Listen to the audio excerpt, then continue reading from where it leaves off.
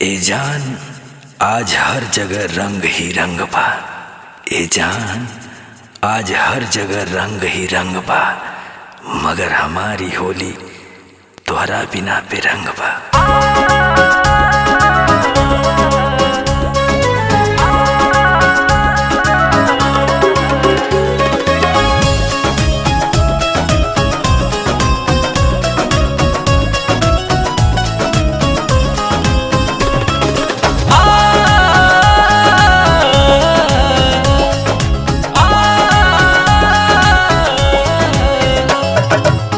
चली जइबू जान तू त होलिया में, पियावा के संगे बैठी डोलिया में।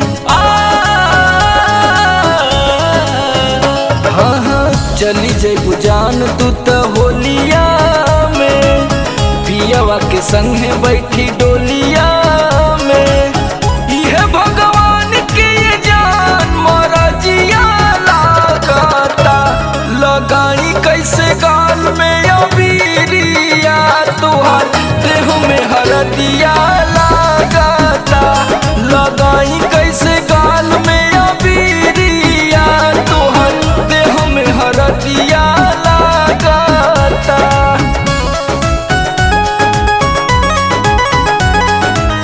देह में हरदिया लागता।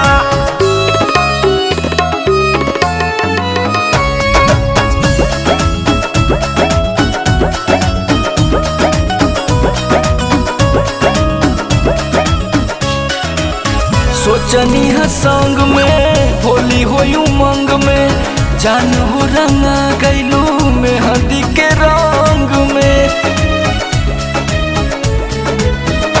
हाँ सोचनी है संग में होली होई उमंग में, जान हो रंगा गैलू मेहंदी के रंग में। सोची सोची दिलवा में दर्दिया जागता, लगाई कैसे गाल में अबीरिया, तोहर देह में हरदिया लागता। लगाई कैसे गाल में अबीरिया, तोहर देह में हरदिया लागता।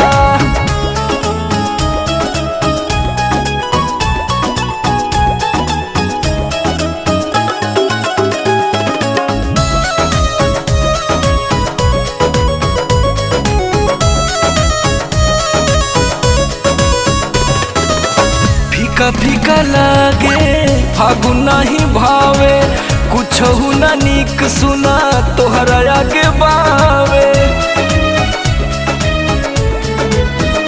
हाँ फीका फीका लागे फागुन नहीं भावे, कुछ न निक सुना तोहरा आगे बावे।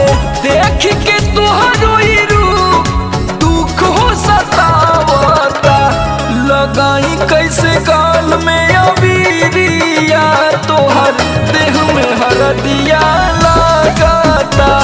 लगाई कैसे गाल में अबीरिया, तोहर देह में हरदिया लागता।